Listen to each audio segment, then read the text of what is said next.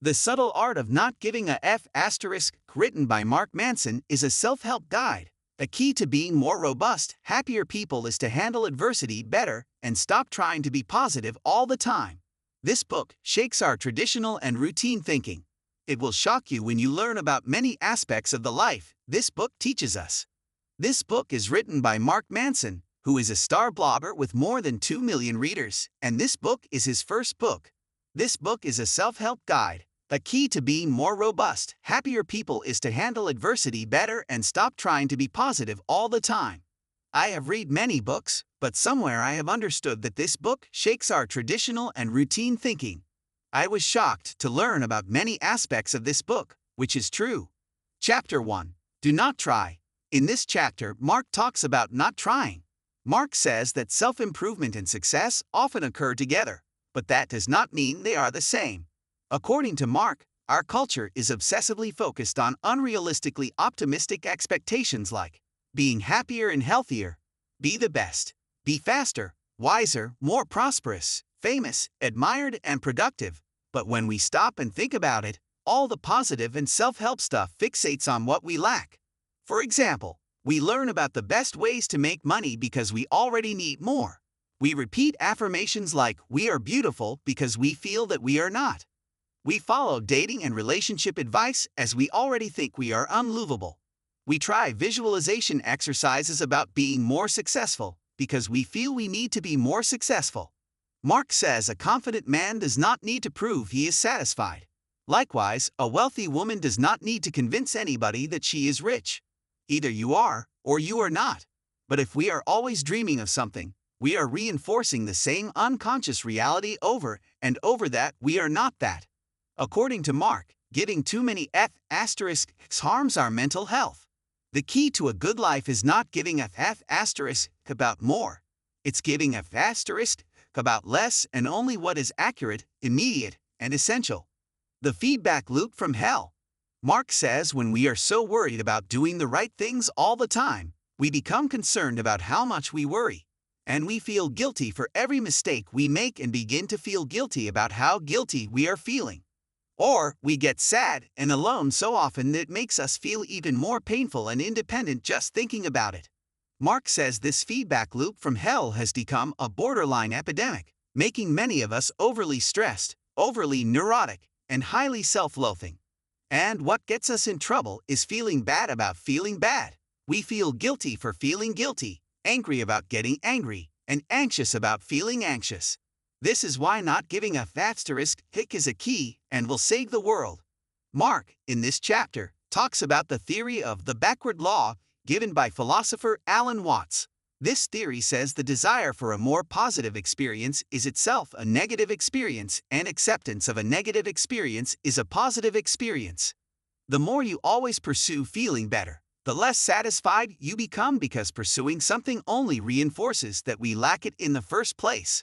For example, the more we desperately want to be rich, the more poor and unworthy we feel, regardless of how much money we make. Alan here quotes a philosopher Albert Camus who said, "You will never be happy if you continue to search for what happiness consists of. You will never live if you are looking for the meaning of life." Mark says the backward law theory is called backward because not giving a * works reverse. He says that pursuing the positive is negative and pursuing the negative generates the positive. So, for example, failure in business leads to a better understanding of what's necessary to be successful. The avoidance of suffering is a form of torture. The release of struggle is a struggle. The denial of failure is a failure, and hiding what is shameful is a form of shame. Mark explains what is a subtle art of not giving a *. He says we need to learn, focus, and prioritize our thoughts effectively. We need to know how to pick and choose what matters to us and what does not matter based on our values. Number 1. Not giving a * does not mean being indifferent. It means being comfortable with being different.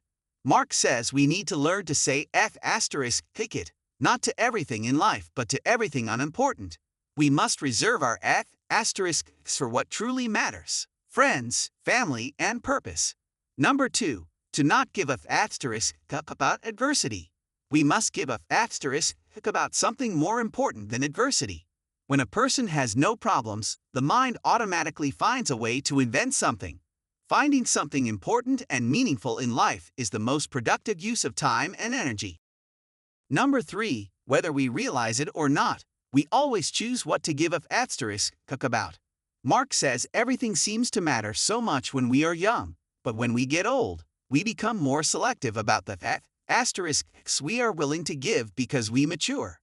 Mark gives the point of writing this book at the end of this chapter. He says this book helps us think a bit more clearly about what we are choosing to find important in life and what we are choosing to find unimportant. This book turns our pain into a tool, our trauma into power, and problems into better problems, which is real progress. Chapter 2. Happiness is a problem.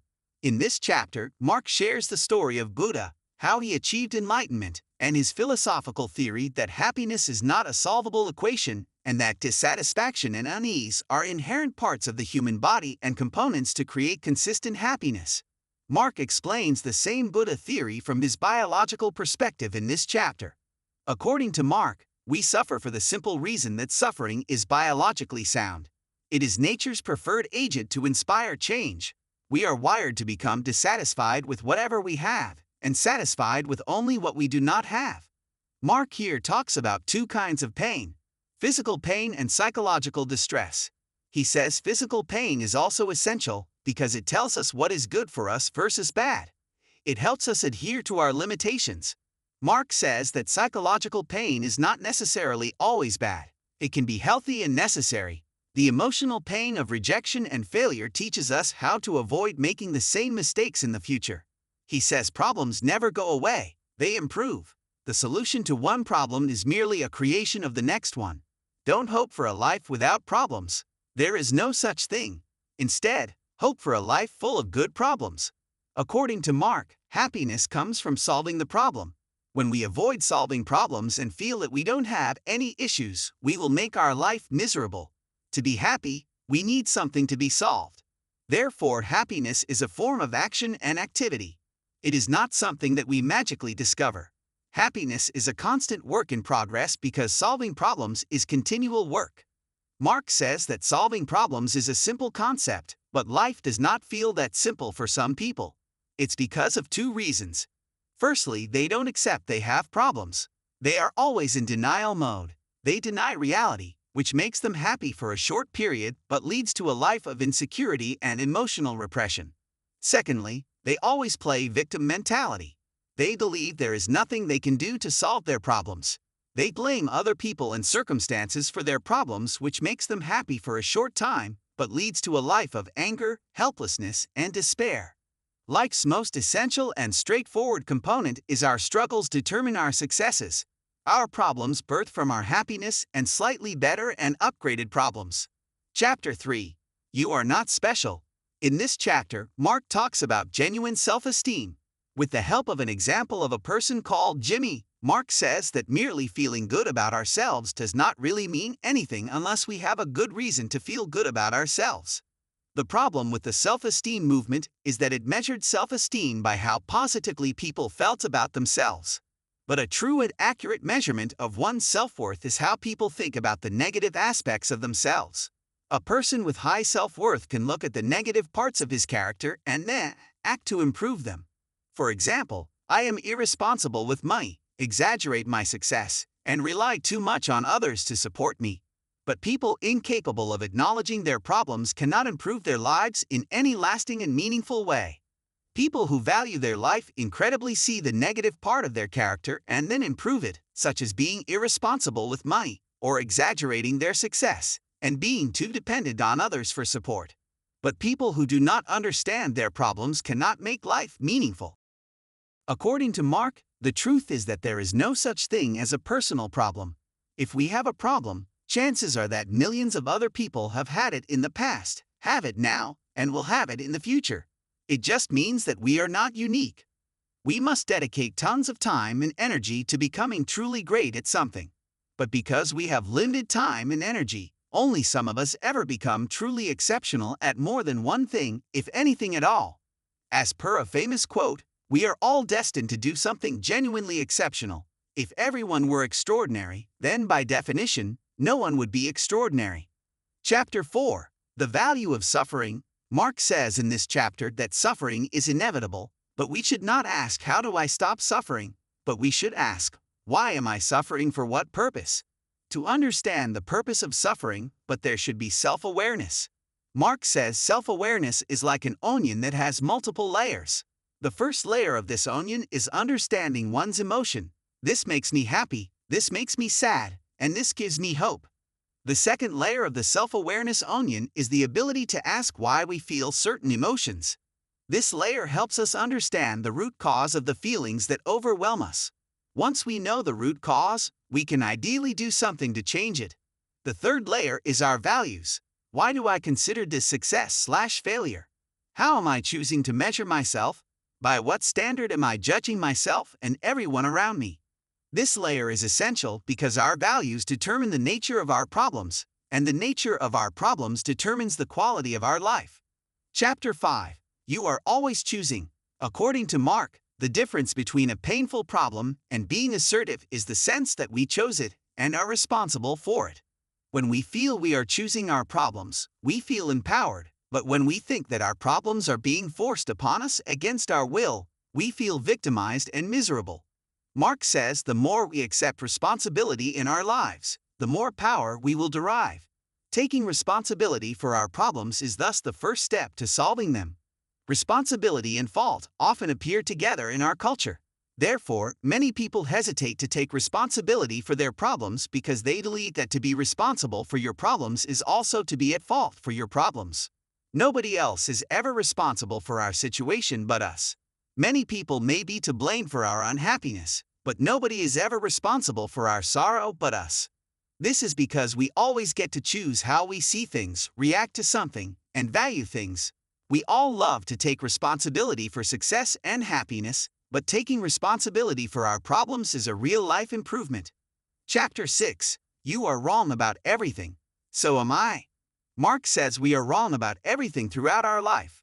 Wrong about self, others, society, culture, the world, the universe, and everything. Mark says many become so obsessed with being right about their life that they never end up living it. People say they are afraid of failure, rejection, or someone saying no. But that's not it. Sure, rejection and failure suck, but there are particular certainties that we hold on to. Uncertainty also relieves us of our judgment of ourselves. We don't know if we are lovable or not. We don't know how attractive we are, and we don't know how successful we can potentially become. The only thing to achieve these things is to remain uncertain and be open to finding them through experience. Chapter 7. Failure is the way forward. Improvement at anything is based on thousands of tiny failures, and the magnitude of our success is based on how many times we have failed at something. If someone is better than us, it's likely because she has failed at it more than we have. If someone is worse than us, it's likely because he has not been through all of the painful learning experiences we have. A young child trying to learn to walk will fall and hurt himself many times, but at no point does the child think that walking is not for him and I am not good at it. Most of us reach a place where we are afraid to fail, and we start avoiding failure. We can be truly successful at something we are willing to fail at. If we are unwilling to die, then we are reluctant to succeed. Many people, when they feel some form of pain or anger or sadness, drop everything and attend to numbing out whatever they are feeling. They aim to return to feeling good as quickly as possible, even if that means returning to their shitty values. Mark shares the learning from his maths teacher that if you are stuck on a problem, don't just sit and think about it. Instead, start working on it. Even if you don't know what you are doing, working on it will eventually cause the right ideas to appear in your head. Don't just sit there. Do something. The answers will follow. Action is always within our reach. We can become our source of motivation. We can become our source of inspiration. And with simply doing something as our only metric of success, then failure pushes us forward. Chapter 8. The importance of saying no. The only way to achieve meaning and a sense of importance in one's life is through rejection of alternatives, narrowing freedom, and a choice of commitment to one place, belief, and person. People can't solve problems for us and should not try, as that won't make us happy. Likewise, we can't solve other people's problems because that won't make them happy. People who blame others for their actions and emotions do so because they believe they constantly paint themselves as victims. Eventually, someone will come along and save them. They will receive the love they have always wanted. People who take the blame for other people's actions and emotions do so because they believe if they fix their partner and save them, they will receive the love and appreciation they have always wanted. For victims, the hardest thing to do is hold themselves accountable for their problems. They have spent their whole life believing others are responsible for their fate. Taking responsibility is terrifying to them. For savers, the hardest thing to do is stop taking responsibility for other people's problems. They have spent their whole life feeling valued and loved only when saving somebody else. Letting go of this is terrifying to them as well. There is a difference between doing something out of obligation and voluntarily.